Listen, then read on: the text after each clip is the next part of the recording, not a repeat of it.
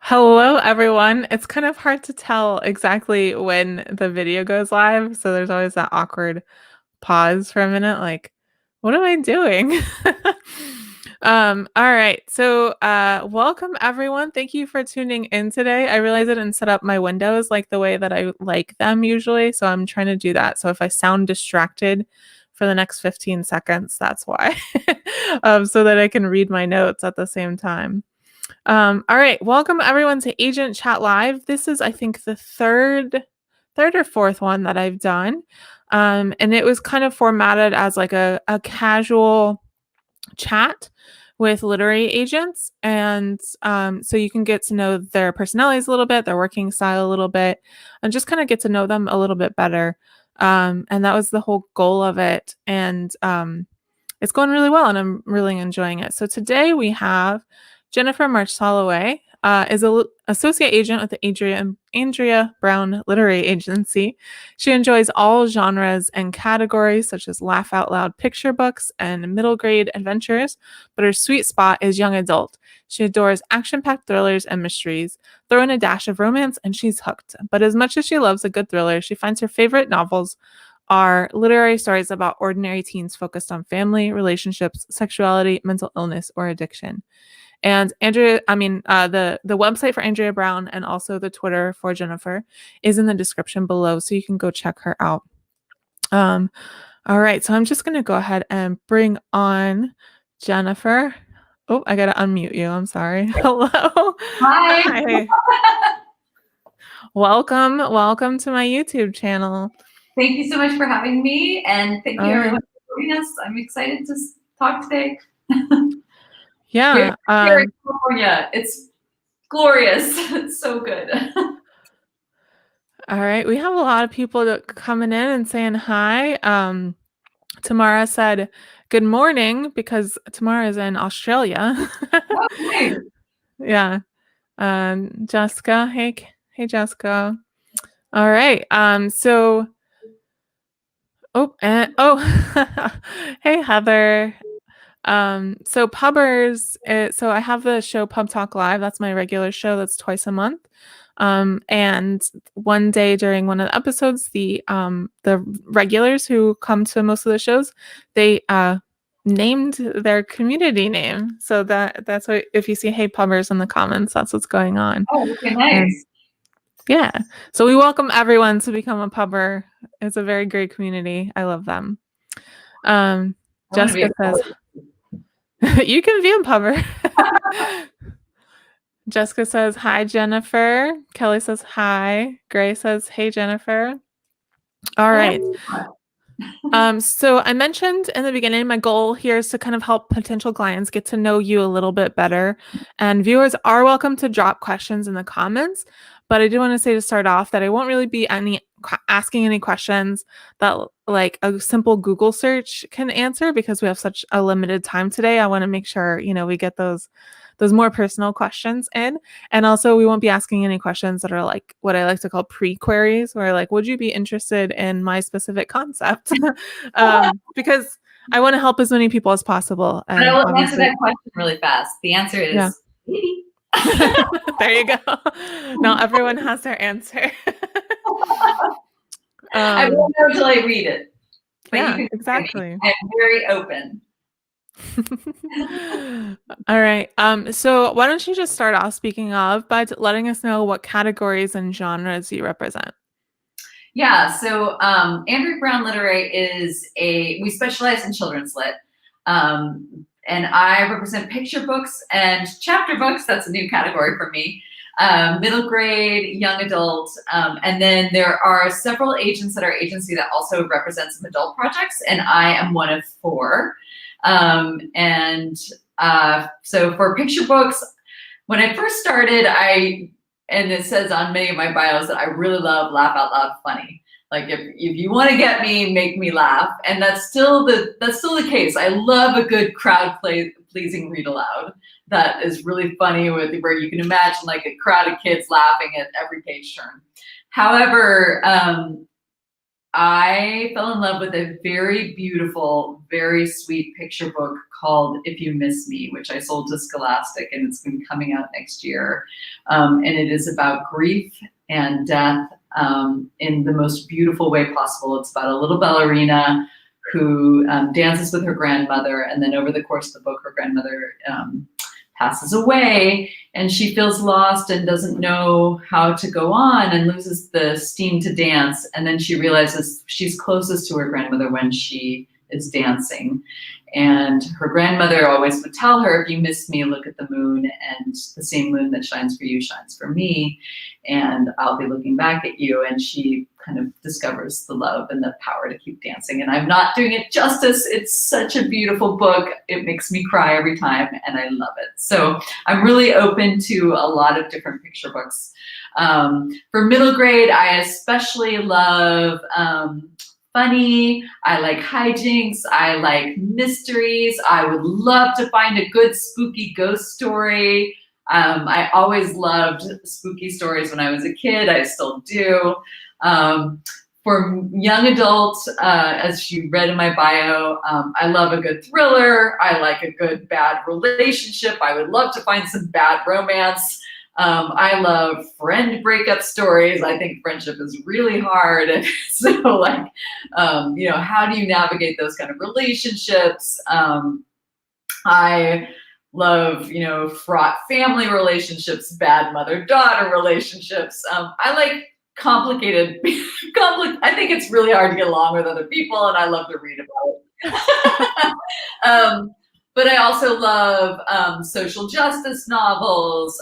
I look, especially, I'm very interested in addiction and mental health, and which I also think really plays into relationships. I especially love a really good confiding literary voice where I feel like the character is talking and confiding to me things that they can't, they have no one else in their life that they can tell those things. So those are the kinds of stories I love. But you know, you might have something that's perfect for me, and I might not have even thought of it, and I will read it and go, wow, this is great. When I first started agenting and I went to New York, I would go see people, and they would say something like, you know, I don't like contemporary YA. Do not send me contemporary YA. It is not my thing at all. So just last year, I bought this really good contemporary YA, and I love it so much, and it's really wonderful. And I'd be like, but you. Anyway, and that seemed to happen in every single meeting. And I realized I better, you know, keep the door open for anything, because you might have the next best thing, and I want it. So please do. And then on the adult side, if any of you are writing adult, I really love psychological horror. I love psychological suspense. I also like really bad relationship stories on the adult side too. And yeah, and surprise me. I'm also open to literary fiction, although I'm not doing as much of that, but I'm definitely open to it.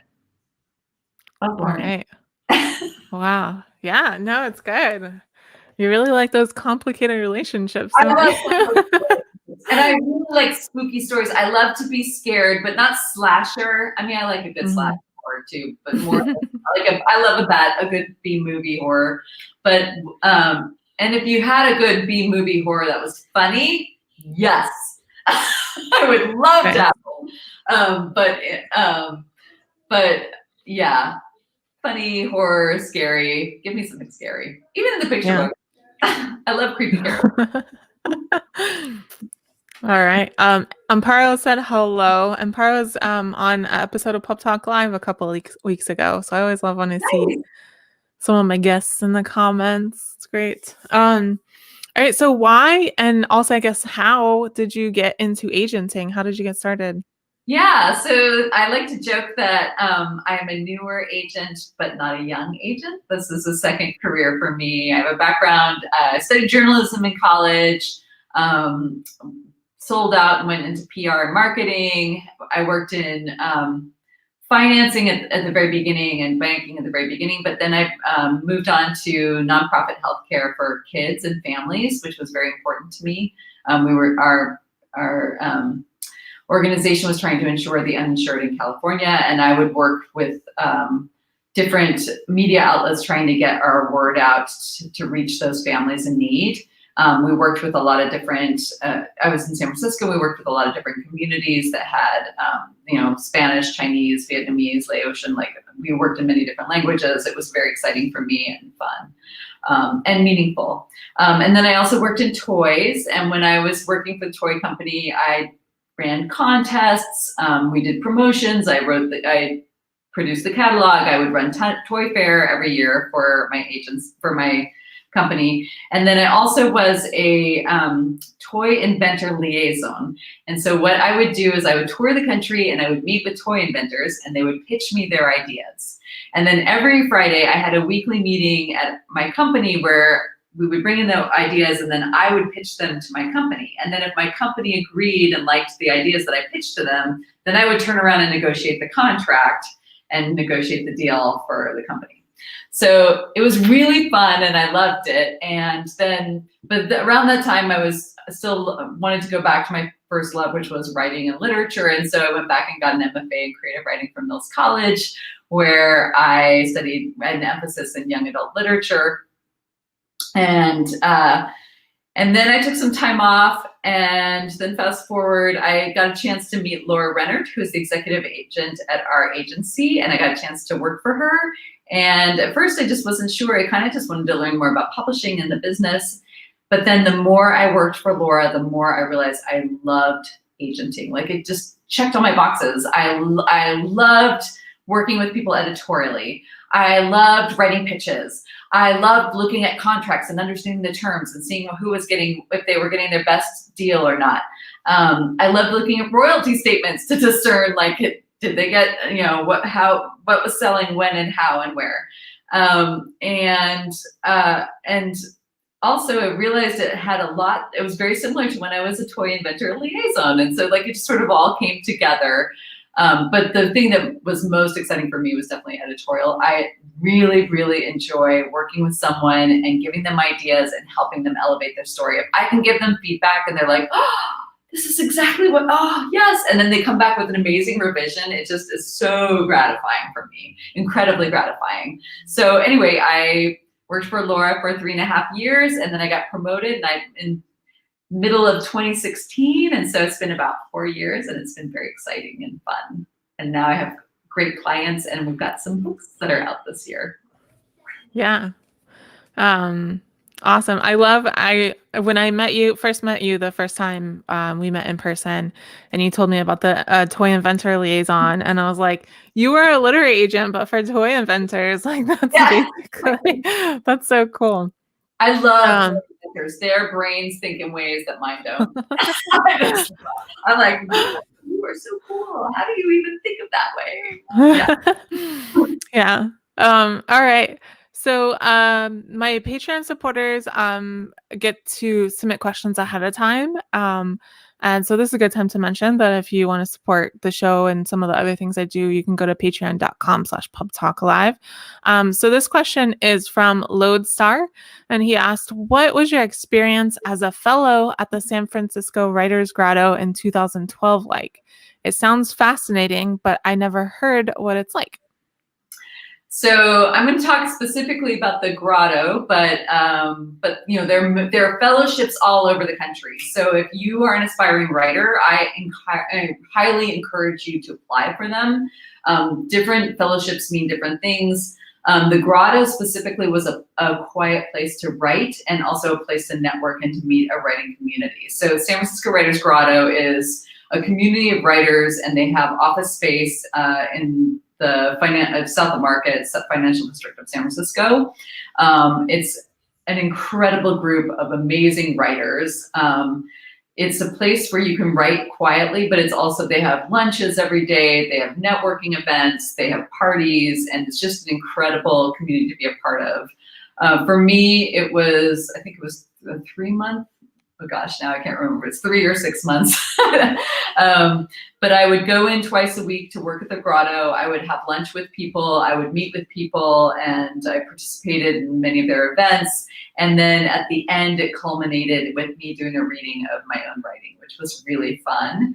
And actually helped me a lot to think about editorial feedback too, because one of the things I think is important about doing a reading is you realize when you read out loud how something is actually working on the page. And I was so nervous about doing my reading. I read my pages over and over and over again and make sure I was right with the timing. And I'd find things like I would read, and a different word would come out of my mouth than was on the page, like every single time. And finally I was like, I think the word coming out of my mouth is what should actually be on the page. So it's a great editing tool. And I even do it to this day. If I'm struggling with something, or especially when I'm working on picture books, I always read things out aloud myself multiple times to help my clients. But the Grotto was incredible. I was a member there for a little bit afterwards. I had to give it up because I wasn't using it enough. But I love the Grotto and love all the people there, and they've been a wonderful source of support for me, especially early in my career. Awesome. That sounds fun. Yeah. Okay, cool. You had said something, but I wanted to ask you about it. You were talking about when you're practicing your reading and you're practicing and making sure it fit in time. And I'm sure everyone appreciates that, because I feel like we've all been to readings where the person was not aware of how much time they were reading. Right? Yeah. So, Or when they're so nervous and it's like, I wanted it to be dynamic. I wanted it to work well. I wanted to engage with my audience. And reading is hard. It really is. I mean, for some of us, I'm sure some people are fine with it. Well, I mean, the other thing is, and I tell this to all my picture book clients, and I tell this to people when I go to conferences, like some people are dynamic readers, and I'm a pretty dynamic reader, so I can make things sound good even if it's maybe not quite working yet. But I always recommend, like, if you are struggling with something, actually have someone else read your work to you, which can be very painful, especially if they don't have the voice that you imagine in your head. My best friend that I live with has a very monotone, terrible voice, like reading voice. I love him, but he's really bad at this. So he'll read something, and it will be like, I'll read the beginning of private lessons. Like he'll read like this, like, I've done everything I could do to make Paula Avon like me. I've listened to every sonata and concerto and prelude. It's like really bad. Like it grates on my mind. But if he can read something and it sounds good coming out of his mouth, you've won. So I always tell everybody, find someone who actually is a bad reader and see if they trip over the language or if they're able to read something coherently. And if it sounds good coming out of their mouth, you're gold. You hit it, especially with the picture book. Yeah, I know. Last week or 2 weeks ago, Lodestar and Jay were talking about they have Microsoft Word read their manuscript back to them. I was like, oh wow. All right. It's really hard when they're like, the person's really bad, and you're like, no, that's not how we imagine it. Well, it was so the Edge browser will read PDFs to you, and I had an instance a couple weeks ago where I had to do that. And it was actually not as bad as I was expecting. It was more human sounding than I expected. It wasn't like perfect, like it wasn't exactly human, but it was pretty good. And so, and I think they said like Word is similar. It's not as bad as you expect it to be. Oh, I should try that actually. That's interesting. Yeah, why not? Try everything. That's my motto. Especially in the pandemic, like I'm sure my son is like, he's hearing me read stuff out loud. So I even read submissions if I like especially with picture books, I'll read the submission out loud to see if it. Picture books you have to read out loud for sure. You got to read it out loud. Yeah. But I read everything else. All right, so we're gonna do a quick round. So these are just five questions that I'm gonna ask, and in 5 to 10 seconds or less. The first question is actually inspired. So when I was trying to come up with a name for this show, I was trying to come up with a name that indicated kind of like the informal, like chatty nature of it.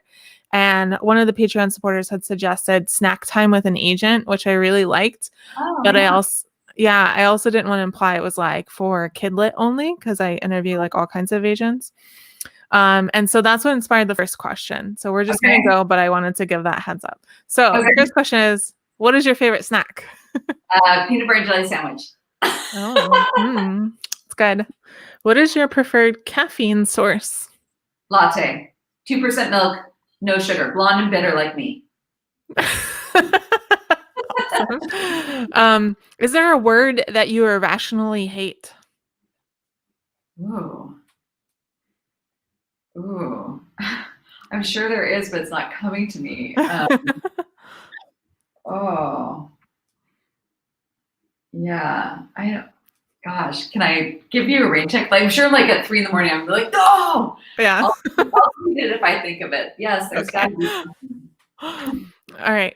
Is there any person that hasn't written one? Oh, I would say, you know what? There's some bad words I don't like. Oh, okay. I don't like a profane word for a woman's genitalia. Like, yeah.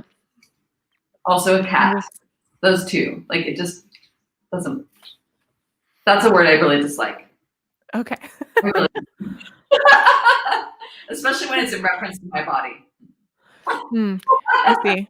That's like a little R-rated. Sorry. Okay. That's fine. I mean, you didn't say the words, so we're good. All right.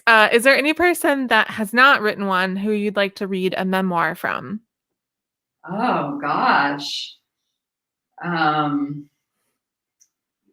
Gosh, you're asking really great questions. I'm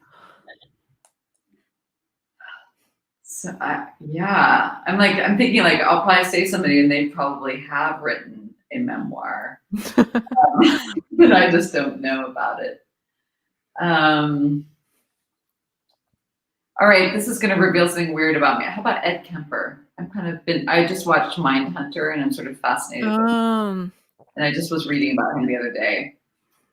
I'm a crime junkie. I'm kind of intrigued by him. I don't think he's read a memoir.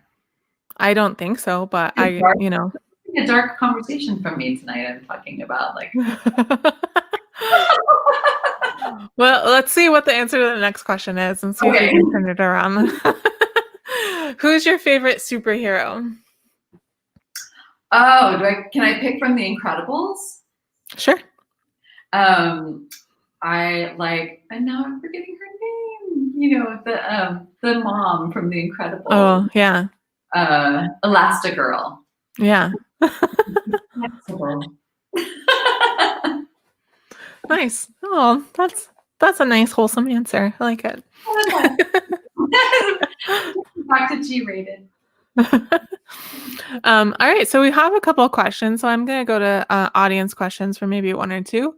Tamara asked, I was wondering if you believe all picture books have to have a lesson.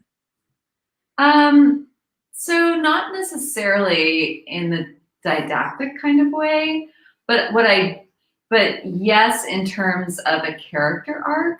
Like, I think that the best picture books, that a character will experience the story and emerge from that story older and wiser and better equipped to face their world. So in that sense, it can be a wonderful lesson about how to be a good friend, or how to handle yourself when you are tired or cranky, or when you want something and you don't get it. Those are, universal truths that we all have to kind of figure out. And the best kind of stories will teach us how to do that, or show us a way to do that in a really entertaining and charming way. But not necessarily like, a specific lesson, like don't do this or yes, do that. But I would say all good stories, teach us something about humanity and ourselves and universal truths, and help us become better people. All right. Awesome. Hannah asks a question that I know when I was querying, I agonized over as well. Your agony questions. If I can alleviate that, I would love to. How finished does a manuscript need to be to submit? With every draft I write, I always feel like there's something different that I could be doing with the story. when is it ready? I know, I agree with you. And actually, just to let you know, you're not alone. I worry about that even with my submissions, going to editors, it's never ready. Is it like nothing is ever enough? It's a great question to ask. And unfortunately, I would say most people send me things that are too early, that are actually not ready for me, that still need a lot of work. So I'm going to answer in a long roundabout way, and then I'm going to come back to it. So for me, being your agent, I'm an editorial agent, and I think I'm pretty good, and I think I'm pretty helpful, especially if I have a vision to help someone with a when I read a project and I'm like, oh, I see what this needs, and I have ideas of how the author might elevate the story and get it to that place where we can be ready for submission. I have 3 really good rounds in me where I am coming into it fresh, where I've got ideas and I'm objective, and I can really see the project and see the many layers. Once I read more than 3 times, I'm not as fresh. I'm not as good. I know what the author is trying to do, and it's going to be harder for me to be. I'm also invested, and I love it, and I want you to be the best you can be, and I'm not going to be able to see it as clearly as I can those first 3 rounds. So I would say if you want to work with me specifically, you want to send me something where you can maximize me as an asset to you, and so that I can help you within those 3 rounds. And it's not that I wouldn't go further with you, it's I will work as long as someone needs the work, as many rounds as it takes. But if you can get to me right in that sweet spot where we're like at 2 or 3 rounds to get you ready, I think that's best. Now, it's really hard to be objective about one's own work and know when it's ready. And sometimes we're going to send stuff out that's not ready yet. And I want to tell everyone it's okay, especially with me. If you send it to me and it's too early, I'll let you know it's too early. And when I say that it's too early, you have an opportunity to revise and send it to me again. And unless I pass because I already represent a book about a girl who's taking piano lessons who has a complicated relationship with her teacher, or I already represent. Wait, you mean you have books about complicated relationships? I do. Yes, or I already represent a book about a trans boy who raises a ghost from the dead and falls in love with him, or I already have a book about a girl whose father is on death row.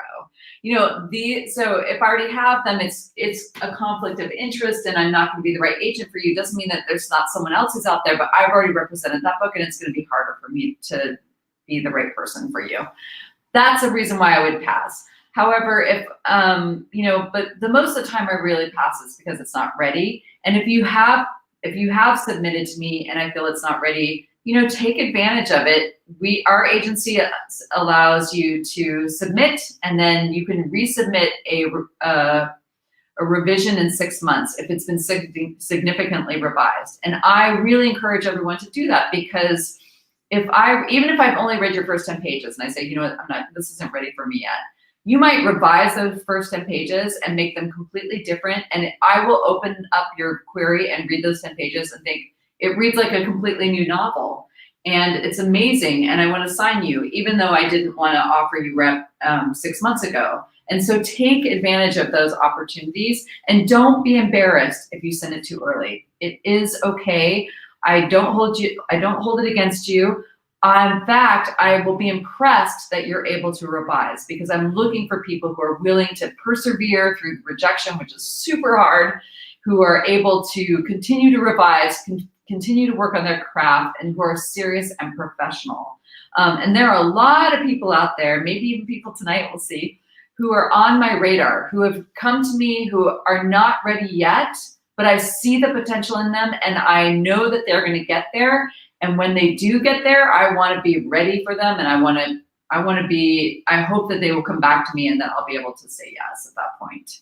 So I know it's really hard to know when are you ready, and I don't have a good answer for it, but I would say the best thing is when you have maximized all of your own personal resources, when you've gotten it as good as you can get it on your own, and then you've gone to other readers, you've had other people read that you trust, you've gotten feedback, you've revised it, worked it.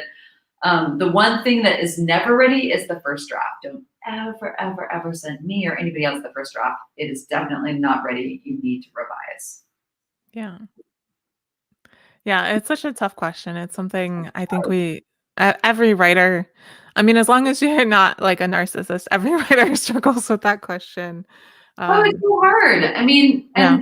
and I've taken things out on submission that I thought were ready and then realized weren't. It's just we all make the mistakes. It's okay. Yeah. It's It's okay. okay. Yeah. I see a lot of excitement for Cemetery Boys in the Yeah, comments. yay! I am And then too. we also started an old argument so on Wednesday nights, I host write-ins, virtual write-ins, and one of the questions I always ask them during the breaks is, "What are you drinking tonight?" And the Team T crew is very emphatic. So they're in the comments right now too. Yeah, because I don't drink tea, so I think they do it mainly just to like poke at me. Wait, never ever tea? Like I tried to drink it a lot. I've tried different kinds of it. I have do you know what a super taster is? Uh-uh. So it's like 10% of the population has it. It's like they call it super taster gene.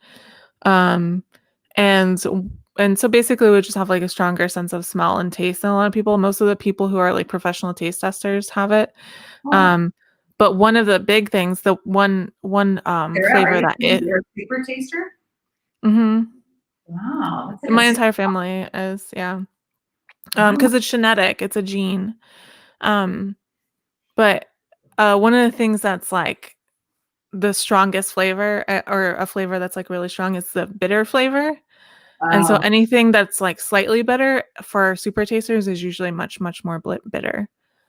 So Huh. Are you able to yeah. do hot, spicy foods, or is it too intense Oh for you? yeah. It's spicy foods. Yeah. Oh, that's I can't eat kale. Like kale, it's way too bitter. wow. Yeah. Very interesting I to know, me. weird. Yeah, It's we a did we perfect pitch, flexibility. Yeah. no, yeah, no, none of that for sure. No, we did a test in genetics class. They actually tested us for it, and it's like a strip of paper that they give you, and you put it in your mouth, and they say if you can taste it, then you have the gene. If you can't taste it, you don't have the gene. And I remember like one of my classmates was kind of like almost chewing on it, and she was like, "I think I can taste it," and the teacher was like, "No, you'd know." And that was the time when I put mine in my mouth and then I spit it out and I was like, "Oh, why would you give that to me?" And he's like, "Oh, Sarah has it." So, yeah. All right. Random aside completed. No, I love it. I've um, never heard of that before. Now I'm curious but about. I think that's why, yeah, I haven't been able to find a tea I can really drink. Come on, Ebony, come on. Let me have some peace. I don't drink tea. I'm sorry. Okay. Want to hear about fruit tea?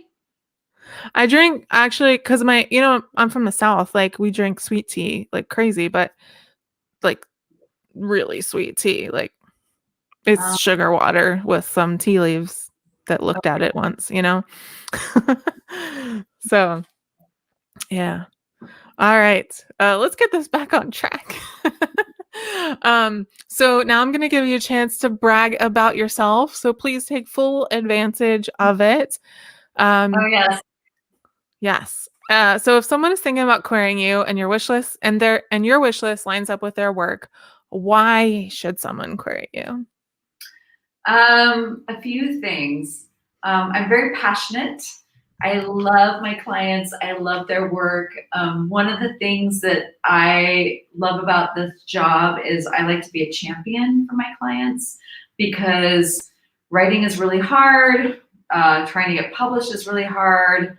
Rejection is really hard. And so I like to cheer cheer my clients through the rough times and then really celebrate when things go well and all the moments in between. But I think it's especially important to celebrate the small moments and the small achievements. I mean, the big ones are great, don't get me wrong, but the smaller moments really carry us through the rest, through the bad times. I'm very transparent. I am very accessible. You can call me, you can text me, you can Skype me. I'm on WhatsApp, Twitter. I'm not on a few social media, but I'm very accessible, and I like to be in close contact with my clients. I'm very editorial, and this is perhaps a good thing and a bad thing depending on your style. So this was always something that I did intuitively, but when I first started working for Laura editorially, she said something that really clicked with me, and that is that every negative is actually a positive. Everything that is quote unquote not working with your book is actually an opportunity to make it better. And I believe in that so much. I believe that sometimes you have to write in the wrong direction to find the right path. And so my editorial style is very upbeat and positive. I'm the kind of person that will say, I wonder if you might do this, or what about these things, or think about this. I'm not the person who's going to say, your story doesn't start until page 58, and you need to chop the first 6, chapters. And I'm not going to be that person who's going to be very direct and blunt and negative about your work. It's just not my style, and I think it's important for writers to know what is working just as well as what's not working. Sometimes when you're so close to everything, it feels like nothing is working, and so I think it's really helpful to know what is working. So that's my editorial style, and for many people, I think it's a really good fit. However, if you want something that's just really direct, cut this, chop this, what are you thinking? Forget about this book, move on. Maybe I'm not the right person for you. All right. And also, you represent New York Times bestselling author Aiden Thomas. Yes. Why would someone want to work with me? Yes, I have a New York Times bestselling book on my list by just such a great person, Aiden Thomas, who is really, really wonderful and deserves all the success. And the book was just longlisted for the National Book Award, which is super exciting. Actually, all 3 of my YA books that came out this year, if I want to brag, all have at least 2-starred reviews. Private Life has 3-starred reviews. This Is My America was for 3 weeks on the IndieBound bestseller list and continues to sell really well. And Aiden's book's been on the Indie bestseller list, so it's been a really, really exciting time. Yeah. It has. Yeah, it was such a moment of joy when we all found out that Aiden hit the list. Like I know my entire Twitter stream was just people like yelling and like shouting in joy. It was so great. It was such a great moment. I wanted it so badly, and it was so gratifying. Yes. Yeah. I don't have any horse in this race, and I wanted it badly. I bought 3 copies that week. No. It's been such an exciting and gratifying ride, and I've known Aiden for a while. Aiden and I both went to Mills, although at different times. We both got our MFA there, and Aiden was just a bright light from the get-go. I just adore him so much. He's worked really hard, and he's just a driving force. He is just awesome and amazing, and and I always ask Aiden, like, what is it? What are you doing? What's your secret sauce? And he says, you know what? I'm just doing what I love. And I really believe that it's true. Like, he's being his authentic self, and he's talking about things that are his passion. And it's just, it's just so endearing. You just want to be a part of it. And I think that's actually the secret to success for all of you. Be yourself, write your true, authentic self. Like, go after your truths, share your innermost feelings. It can be scary to put yourself out there, but those are the stories that we all love the most. Yeah. All right. Okay. We can That's enough Aiden love for one Okay, day. yeah, I love Asian brands, but I love all of my clients. I've Yeah. got clients who are just doing great and wonderful things. Like If You Miss Me that I mentioned is going to be coming out next year, and that book is, I mean, I just saw the final art for it, and it makes me cry. It's so good, Oh. so good. And yeah, I'm negotiating an offer for another client who's going to illustrate her third picture book. Yeah, things are great Yeah. things happening. Yeah. Awesome. Can't talk Okay, about so Celeste had a kind of specific question, but I thought it was interesting. So we're gonna talk about that. I had a contract with a small publishing company, but they couldn't find an illustrator for my picture book. After a year, I ended the contract. At what point do I share this information with an agent? So, and I'm guessing the person is querying that particular project so that it was under Yeah, I would assume contract, so. now it's not trying to sell it again. I would say that you share that right away in the query. And if that book came to me and I saw that it had been under contract and then had fallen out of contract, and the author was trying to sell it again, first of all, when I get a picture book project, if I really like it, I'll ask for 2 or 3 more. And the reason is because picture books are short projects. It's a very competitive market. Things go up and down all the time, and we're not going to be able to sell all of your picture books. So we want to make sure we've got additional projects that we can go out with. So that's one thing. But if I do like all of the projects and I want to offer representation, before I get there, I will ask what the submission history is on all of those books, because more importantly than was the book already under contract, which I do want to know, I also want to know how many different publishers have seen it and how many editors might have already passed on it. Because if you've already shared your book with 20 editors and they've all said no, that means those are 20 editors that I can no longer take the book to. They have said no. And so it's really important to find out about submission history. The same is true with novels as well, because I want to know, can I sell it for you? And will I be able to help you? So in that particular case, I would share that it had been under contract. If you've had an agent in the past, you should mention that as well. And I'm going to ask you, why did you part ways? Not because I'm trying to be nosy, but more to make sure that I'm going to be the right fit for you moving forward. If something didn't work in the past, and it's like, the editorial style is every negative is a positive, then I'm not going to be the right person for you. So it's important to just know just know the history and be transparent about it. And I'll find out anyway because I'm going to look it up. I'm going to research. Yeah. All right, great. All right, so this is probably going to be our last question because we are almost out of time, and I know you have even more work to do after you get off with us. So Maxwell asks about what are they called? Form rejections. Many agents utilize a pre-written rejection that doesn't usually give any sort of reason. How would you recommend interpreting and moving forward from these kinds of rejections? So that's a great question. And Sarah and I were talking about this earlier, that, I just did the math. This month so far, I've been averaging 22 queries a day. And I read all of my own queries. No one else reads them for me. And I really would love to be able to send everyone notes and everyone thoughts about their book, but it is just impossible for me to do that. So I have some form rejections.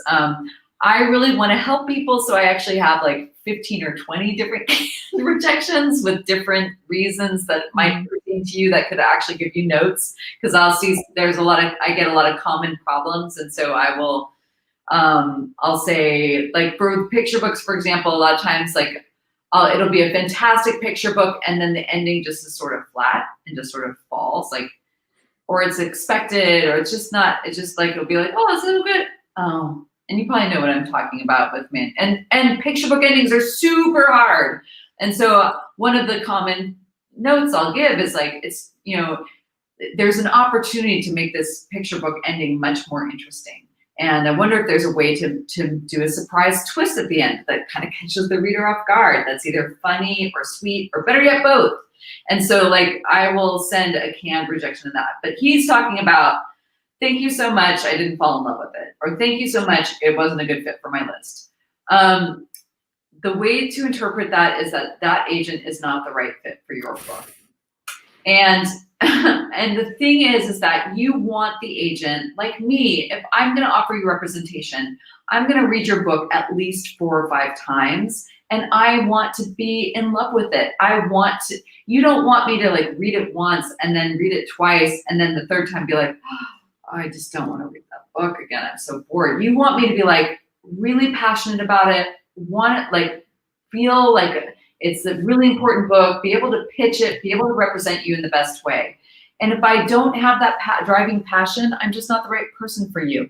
And you will find that right person, and it just takes some time. I know it's really hard when you get just those